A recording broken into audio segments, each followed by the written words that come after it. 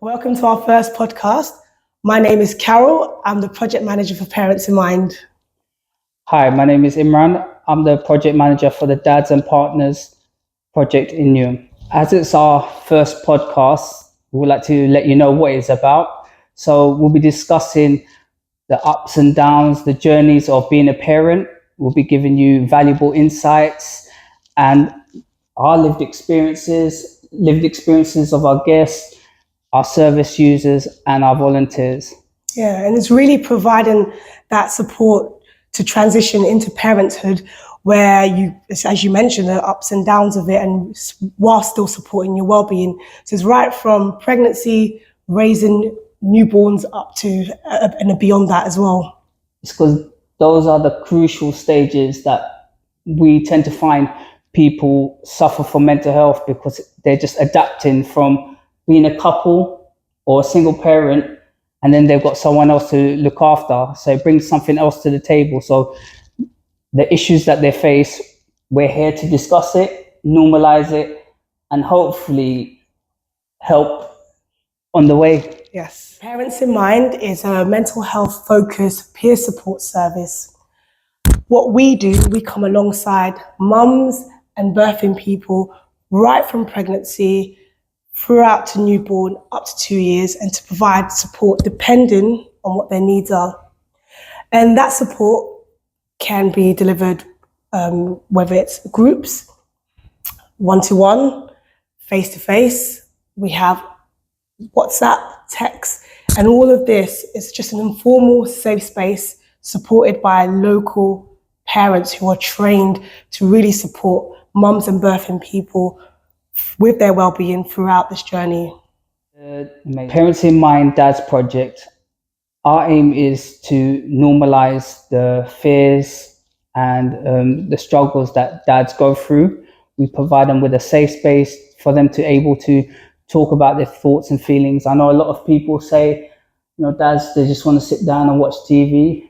But from what we've kind of come together, we understand they do need their space to discuss some of the issues they're going through as parents and help navigate that. And this is done through our peer-to-peer supporters. These are local, Newham-based fathers or people who have lived experiences, so they can understand where you're coming from as a parent. So it does kind of give that more, I would say, holistic and bespoke kind of feel, because you straight away you understand that this person knows where I'm kind of coming from. We do provide different spaces for all types of people. So some people are comfortable in a group, so we have groups on. Some people are, I don't want to kind of show my face, so we're like, okay, cool. We have a WhatsApp group. We have one-to-one groups. We have, you can call us on the phone, email. We just try to make it accessible as possible. One really important thing to highlight about our service is that it's free for everyone. Mothers, birthing people, partners, dads, anyone in Newham. Anyone who is pregnant with children up to 2 years old, who might be feeling, say, isolated, lonely, a bit low, feeling worried, or just feeling that they need that extra support, we are there for you. Throughout our podcast series, we'll be talking about different topics that affect parents, but today's session will be about being a parent and mental health. I am really, really excited to hear some of these topics, because as a parent of 2 young kids, some of the challenges I experience, we are going to be going through some of that, looking at potential tips and also how just to bring some more light to some of those conversations and make it not feel like you're alone in experiencing some of those. As a new parent, I think one of the aspects of feeling alone was you realize that it's all on you now, or you feel like it's all on you and you don't know where to go when you feel the many questions that come. How do you navigate as a new parent? So that is I think that's one of the key things that we get from people. I feel a lot of people a lot of the main struggle and the reason behind it is because they feel as a woman or as a man, I'm meant to know what to do. Like it should be, like it should come to me. Like as soon as I have a child, it comes to. It doesn't. It's a learning experience. Even if you got 4 kids, you know, the 5th child is going to be different to the 4 behind. Like my mum always says, I had 6 children, and when I had you, man, like, you know, you were a little rascal. You were like running around and you were different to everyone, you know, you would go breaking the cots or whatever. And I feel each personality you have to embrace, you know, even my daughter and my son, they're 2 different personalities, and it's not fair to treat each of them the same. It's about, you know, celebrating each of their different personalities. Yeah. And something that you just said just remind me of that whole idea of the new parent. She said you have an idea of what to expect, but just even the preparation, right from, I'm talking more from when we hear from mothers and birthing people, the preparation right from when you get to hospital to birth to just how that doesn't match reality sometimes. So as you said, it's interesting as you mentioned about just having to work through taking things as it comes. I think you hit the nail on the head in terms of preparation. And I think sometimes we have this battle in our head that we're meant to be having 3 jobs. Now that we've got a child, we've got to make sure we have enough money for X, Y, Z, which, you know, being money savvy is important, but it's not the be all and end all. And I think in a man, you know, we try to be Superman, Batman, you know, all the, you know, Avengers all in one, which we don't have to be. You know, our child just wants our time, our love, you know, and all the other things come secondary. It takes a while to get that into your head. So even when you are pregnant, from that start, it's, as you mentioned, there are things that have to be put in place or need to be put in place. Even the stress of the appointments that you have to go to or who to speak to. And that is if your pregnancy is, I want to say low risk or quite smooth. Often it's not always the case for people. And Newham's quite big. It can be quite hard to have to go from here to there to just who you're talking to. Yeah, no, the amount of, for some people, there can be quite a lot of people involved in it, and others maybe don't have enough people involved in it. So it's not knowing actually what that looks like. You say you know, children maybe need very simple and things, love, but then the whole stages, the things that come with it, how to look after yourself to make sure that the pregnancy goes well, is a challenge and a half. And you mentioned about the dads offloading their thoughts in the group. And one of the things that we tend to find, even some of the things I experienced as during pregnancy, is you have these worries and thoughts mostly in your head, and you feel a bit too scared to share them. Am I going to be a good mum? What happens if my baby has this? Or will I even be able to bond with my baby? So you have these thoughts increasingly throughout the pregnancy. They worry you. Sometimes they affect your sleep. Then the anxiety comes, and there is a little bit of an offload when the baby comes out. But then for some moms, it can really, really increase. And often when we have these referral and these calls with this initial call with moms and birthing people, they feel able to say that I thought this, I felt like this, I felt that, I just don't know what to do as a mom. I thought I would be able to roll with it, but I can't. And they feel quite almost embarrassed to actually admit that. Yeah. But what's so great about, as you mentioned, that group, when we have those groups where there is those local parents there who've had those lived experience of some of those negative thoughts, some of those worries they have, they feel able to share it and just talk through it. And it just takes that weight off them, and it makes them feel a little bit more able to. You're not alone. Yeah. I think if you had to take anything from what we're just saying now is the thoughts, the feelings that you're going through, you're not alone. It's normal. We went through it, you know, and you're not the first, and you won't be the last. It is really common. I think one of the things that can be quite hard is actually even have the time to process it, because you've got this newborn or you've got loads of things going on. You don't even have a minute just to I feel sometimes to catch your breath. That's how I felt.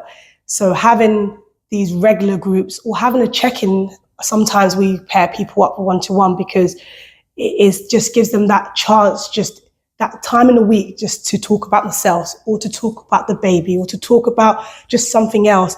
Because one thing I did, I was a bit in denial even when the reality came with the baby, because you feel that you just need to get on with things, you just need to do it. And then it later on catches up with you.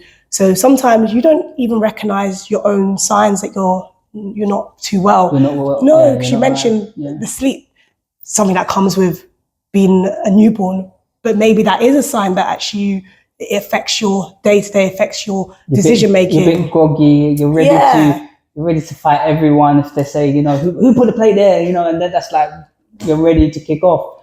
But I also like to say, like, the groups, the one-to-ones, as you touched on, it's a safe space for you to feel not judged. And I think the reason why we don't talk to other people is because we feel judged. We feel we have to feel that we're the perfect father or perfect mother. And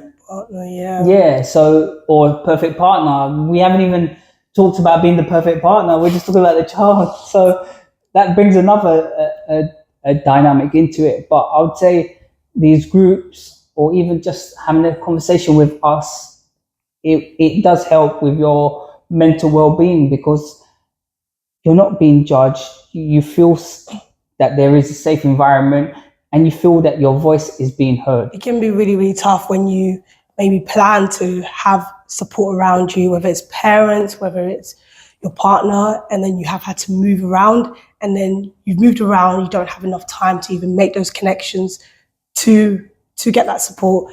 And I know some people do find themselves single parents, when the baby comes, it has a big strain on the relationship, and that breaks down, and that again wasn't what you planned, and it can make just communication, just talking about something so simple of looking after a child, really difficult and stressful. And it takes away that enjoyment of parenthood. So for me, I've now become a single mother, and that has been quite difficult with trying to navigate in making new connections. You mentioned about it takes a village to raise a child. And it's so great that we have these groups that people can connect, not just with the peer supporters, but with other moms in the local area. And that could be just even with, sometimes moms are connected through the language, through different cultures. And it just reduces that sense of isolation. This is my story now because I'm now a single mother. It's over, or single parent. But through being able to share some of those difficulties, we can provide some encouragement, because as you said, it does take that encouragement to actually realize that you're capable of doing this with support or connecting with others.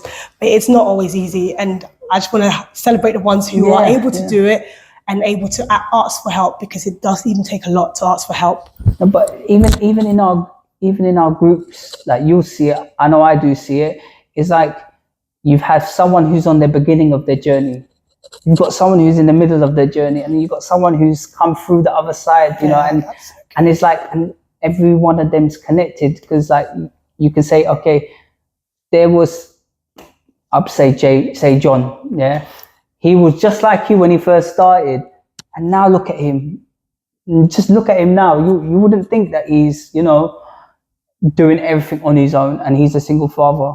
That you couldn't spot it in the room who is and who isn't, because you can see the transition, and sometimes they need to see that and see other people's lived experiences. A lot of the times we just want to know just quick fire tips on how to navigate this important part of our lives.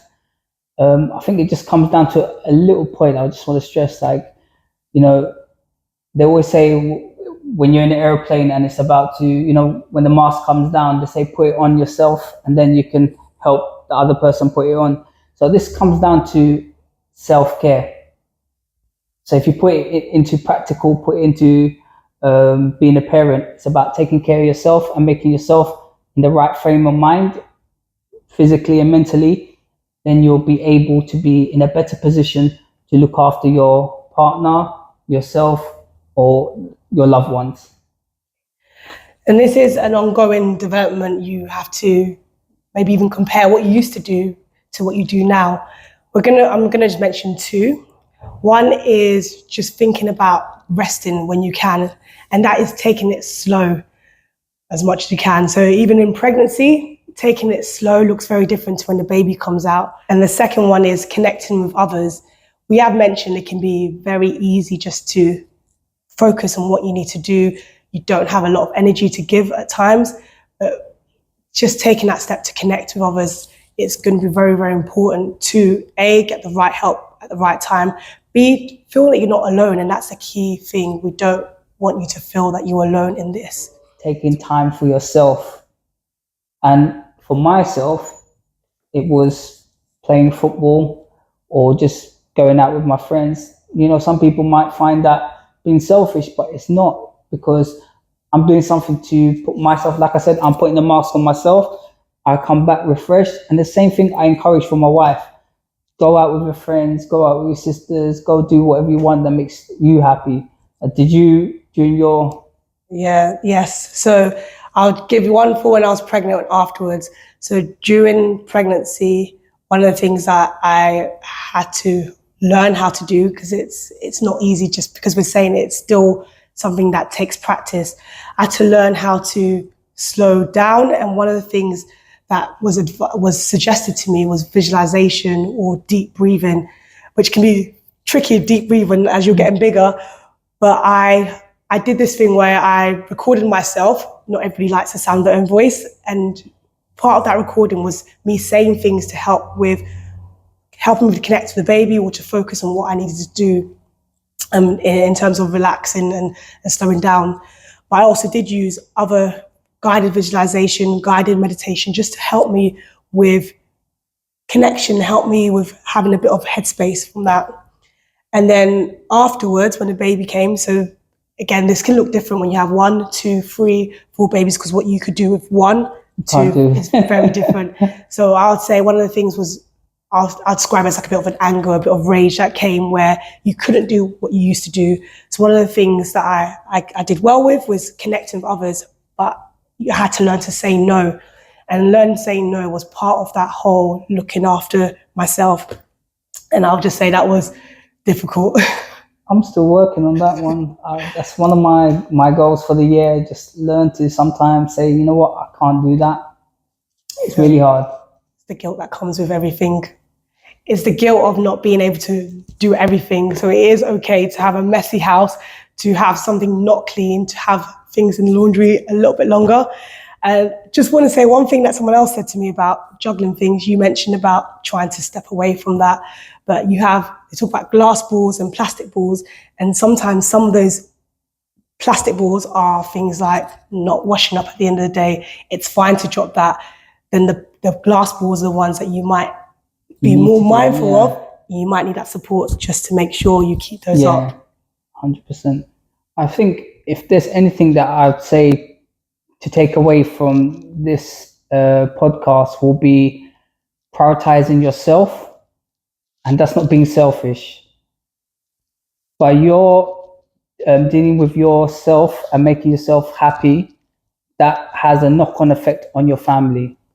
So don't just put your thoughts and your feelings aside. Try incorporating that in your daily life and take a little bit of time just for yourself.